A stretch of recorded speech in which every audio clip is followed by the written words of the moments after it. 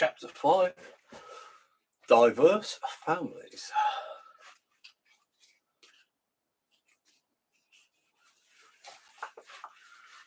The family, an introduction.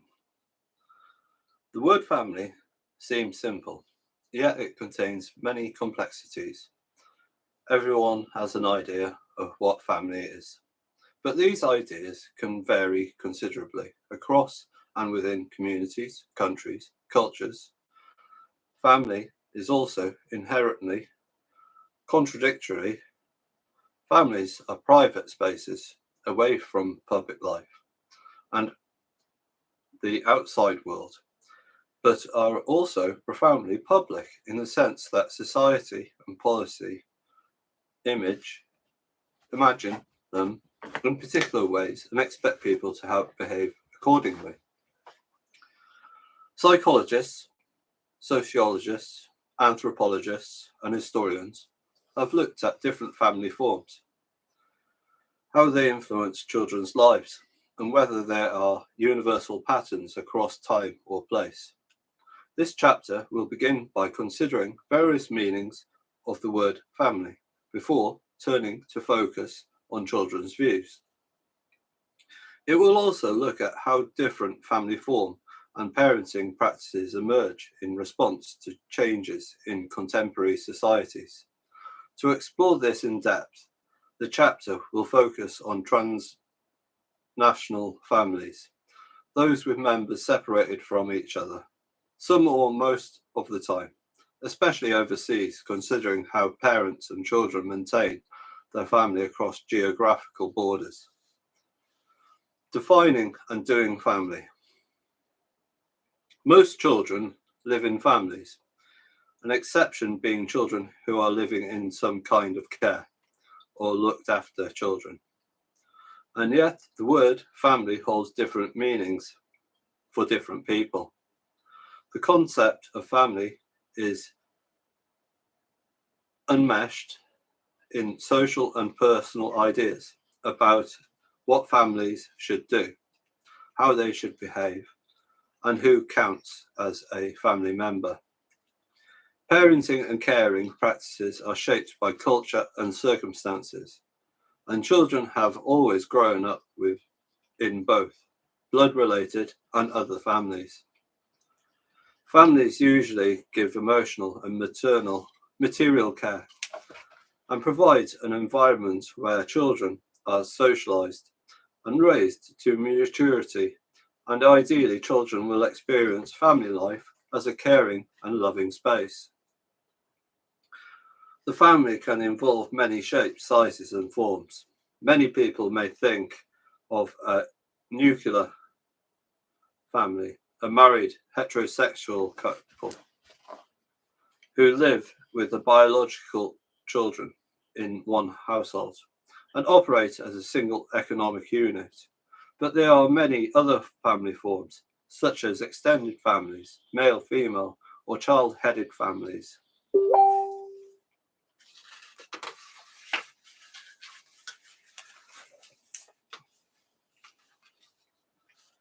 Gay and lesbian families, co-resident, blended or step families, and kinship care, where members of the family other than parents care for children, such as the older siblings, aunts and uncles, or grandparents.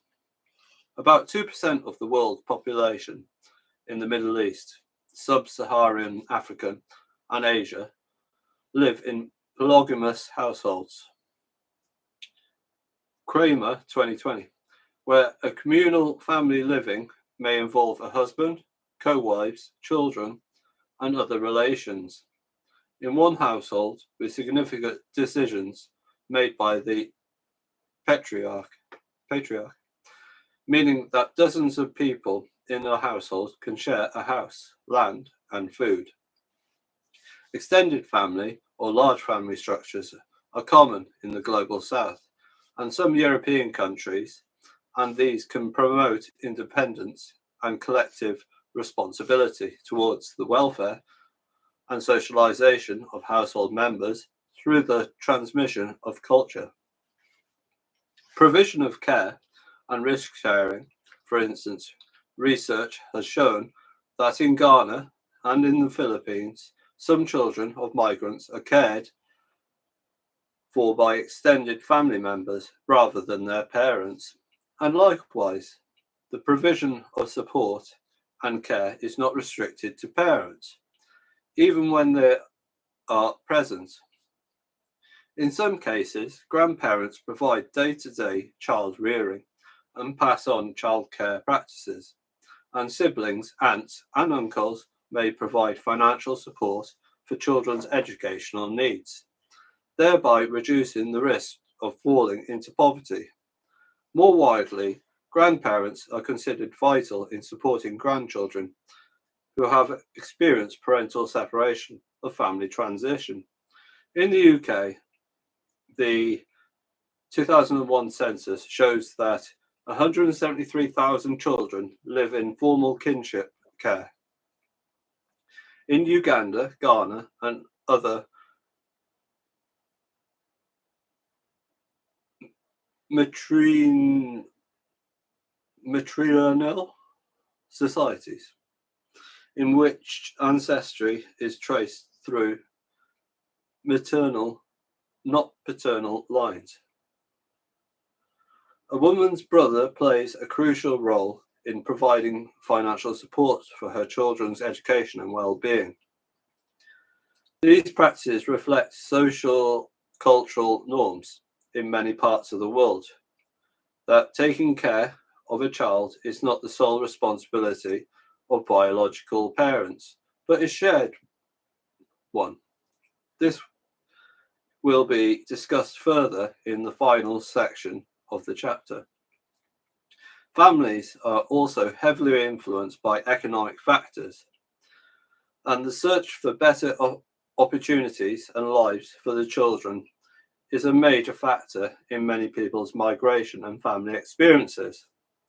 In the global north, the nuclear family still retains, especially for policymakers and politicians, symbolic ideological significance as the gold standard of family life. Deviations from the norm have been stigmatized, with single mother portrayed as feckless, benefit scroungers, or gay parents, and their children once referred to as being in a pretended family relationship. According to the controversial Section 28 of the Local Government Act 1988 in the UK, which banned the promotion of homosexuality in schools and which was not repealed until 2003, such attitudes are often heavily rationalised, with black families, especially those headed by single mothers, provoking particular anxiety in public policy. In the UK in 2007, the then Home Secretary Jack Straw led a campaign highlighting absent fathers, particularly those in black communities. He was quoted as saying, "As we know, lads need dads. Of course, they need their mums as well. But there is a particular point in a teenager's development of a young man where fathers are very important, and they are more likely to be absent in the case of the Afro-Caribbean."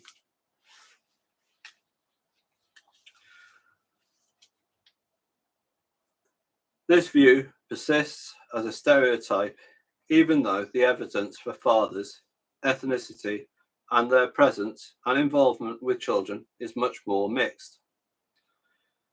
It pathologizes diverse families and sees social problems as originating in certain family forms or ethnic groups, while ignoring wider social issues of racism, poverty, and social exclusion.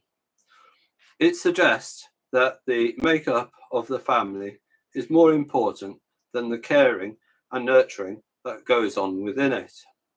And it ignores how single mothers rarely raise their children in isolation, but rather are often supported by their relations, other potential male role models, and wider community.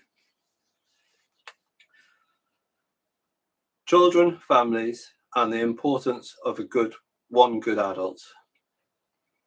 Social attitudes often hold that children will experience worse outcomes in a single parent, divorced, or other family constellations that diverge from the two-parent nuclear family idea.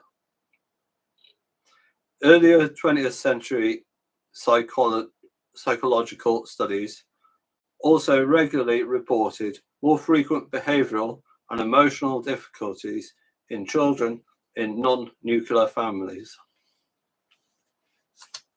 Yet more carefully designed research has long since shown that there is a very wide range of outcomes associated with diverse family formats, and the reasons for negative effect found in research studies appear to be more complex than social norm imagine. Indeed, children's behaviour problems, rather than being a result of non-nuclear family arrangements, are often the result of financial hardship, unstable parent employment, or parental conflict. Recently, psychologist Susan Golombok and colleagues compared children two-parent families with those in families where mothers are single by choice, and found their emotional and behavioural difficulties did not differ. They conclude that having two parents is not required for children to flourish, and that family structure is less important than family relationship quality. The significance of the quality of care in a child or young person's life was identified in the large-scale My World Survey 1 and 2, the national study of youth mental health in Ireland.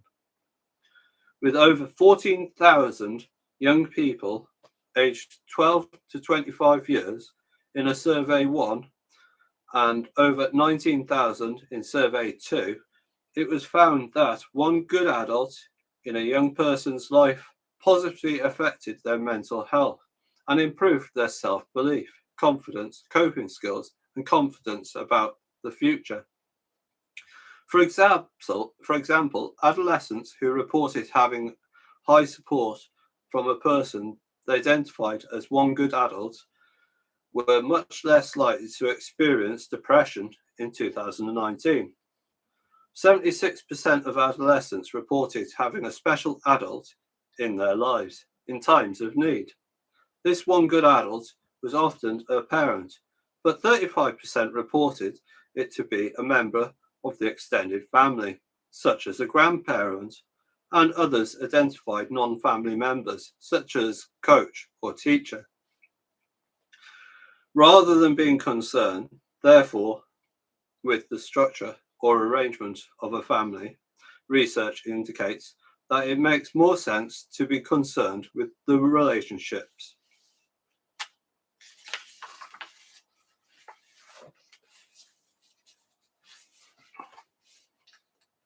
And interactions within it. One way to do this is to identify the qualities people associate with effective family relationships and how to maintain a supportive family environment. Sociologist David Morgan uses the term doing family to make the point that families are formed through everyday activities, relationships, and interactions.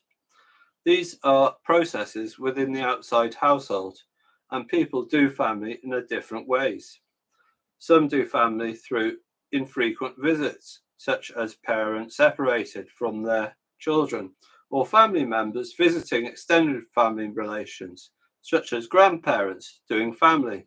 Also involves emotional and material practices of sending items, including gifts, so people know you are thinking about them, creating a sense of family closeness. Contact at special times, such as phone calls on birthdays, at times of bereavement, on Father's Day, Mother's Day, can promote effective bonds among kin and non-kin relations. The notion of doing family underscores the fluidity of families. Family represents a quality rather than a thing. It draws attention to everyday experiences, activities, plans, memories, and meanings attached to place and action. For instance, family rituals, such as a daily gathering for a prayer or a meal, may not only be essential practice, but also permit sharing of family values, discussing issues, and nurturing children's social and cultural identities. Mason and Tipper, 2008. And also support children's language, emotional, and social skill development. In some cultures, children refer to non-related adults as auntie or uncle at home, school, or elsewhere to express a sense of respect and doing family in practice. In my research with children in Ghana, children not only had friendship with peers at church, but also had a close relationship with the youth and women leaders, whom they referred to as their church father and mother. In these various ways, family can be created less by biological relationship than what we do and who we trust. Key points. Families are diverse, and there is no one ideal family type. The nuclear family is imagined as a dominant model in the global north, but is only one type of family among others. It is important to think about what families do and how they nurture and support children and what shape they take. What do children think about family?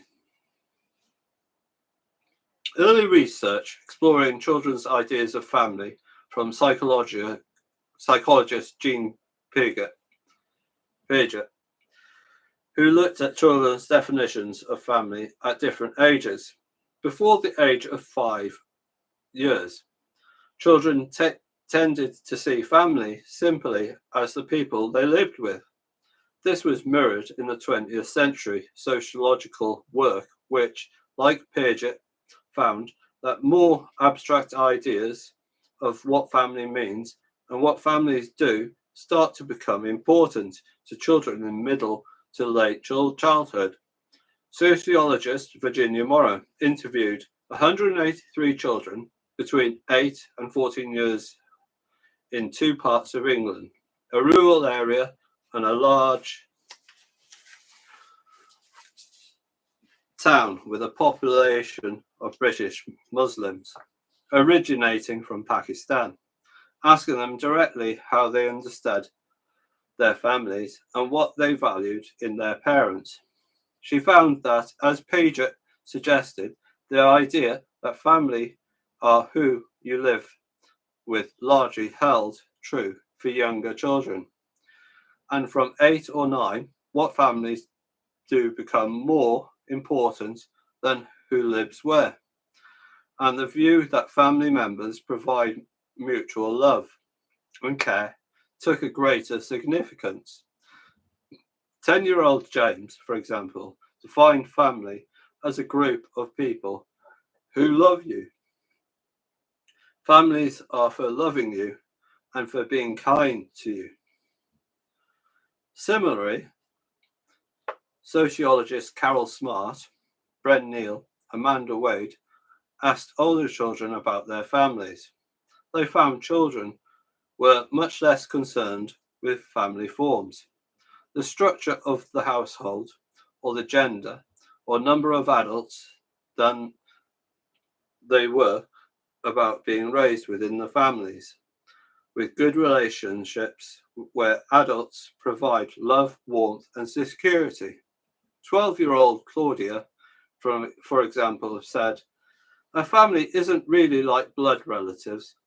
It's just people who love each other. If I don't love my mum or I don't love my dad, then by law, they'd be a mother of my family. But you wouldn't really feel like a family because, I mean, it doesn't matter if you're rich or poor, or if you live on the streets, as long as you love each other. Of course, you're going to have arguments and stuff, but if you love each other, it doesn't really matter, does it? What arrangements you're in.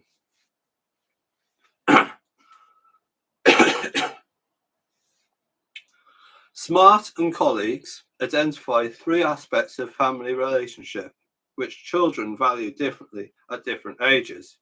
Residence, who lives where and with whom.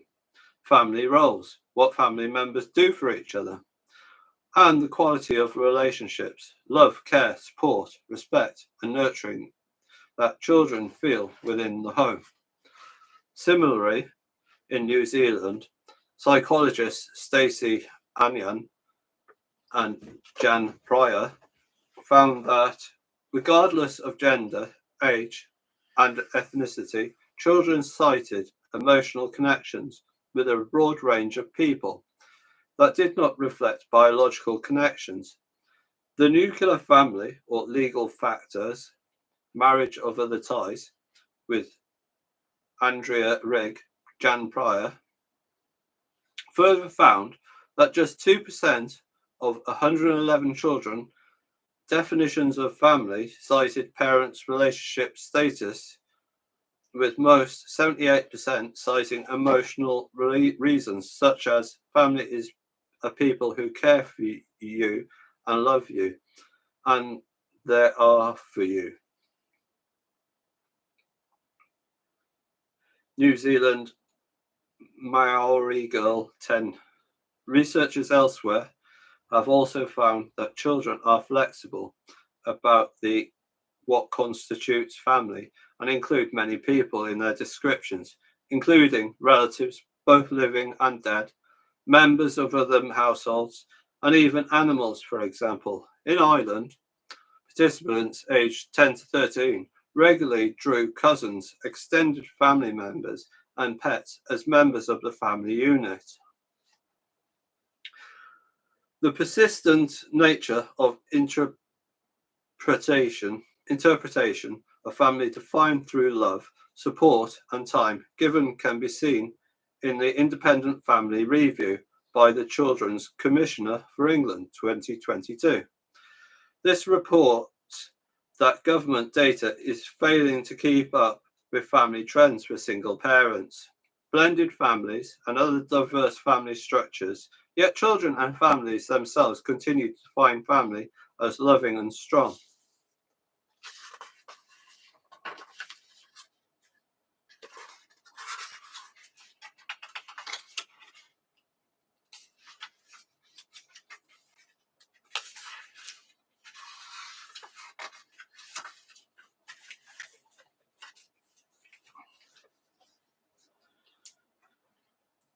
Relationships through practical emotional support and through a life spent together. As an example, a 6-year-old boy said, "The purpose of family is to love us. They give us all the love we need. They provide everything that we need. They look after us and help us grow. They care for us, and if we are upset, they look after us. They make sure that we go to school every day." It must be remembered that whereas many children may be talking about their experiences, others may be describing a cultural ideal. There are many children who grow up without this kind of help, care, or love, and families can be a great source of unhappiness. Studying UK secondary school children's perceptions of who and what makes them happy, Cordelia Sutton explored these ambivalences about family life. She asked 40 young teenagers to draw a happiness map with themselves at the center, and then draw concentric circles in which they showed activities, people, and things that made them happy. While families scored very highly as something that made them happy, several young people modified this, writing that only a happy or calm family did so. Page wrote, "Family and friends, I love my friends and family, but sometimes they cause me sadness." While Sharina wrote, "My family, but only when we're not arguing or no one angry." Another child spoke of negative aura around your family sometimes. Holly, sometimes children feel pressure to do happy, even if they do not feel like it, as it is what the parents expected of them. And in this way, some ways of doing family can be burdensome rather than supportive for children.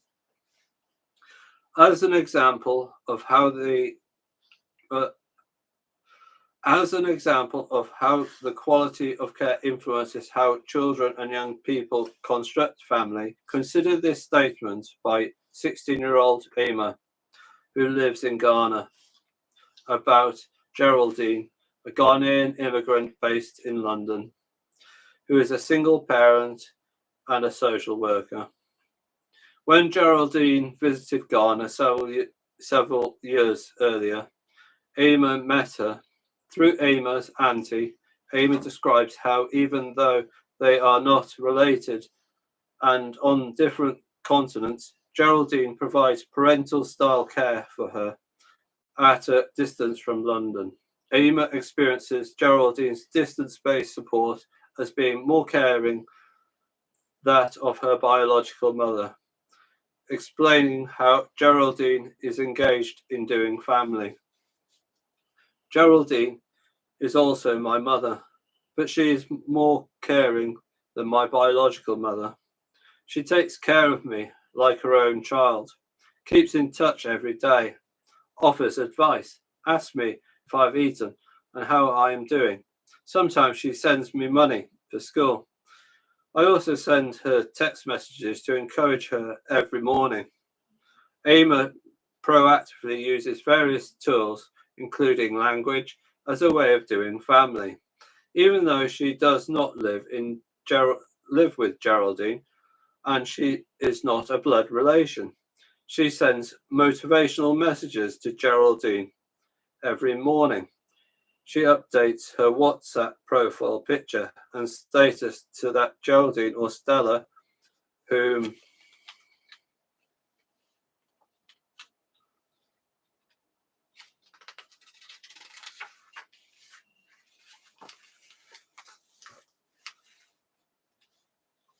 she has never met regularly. No, I'm going to take a break actually.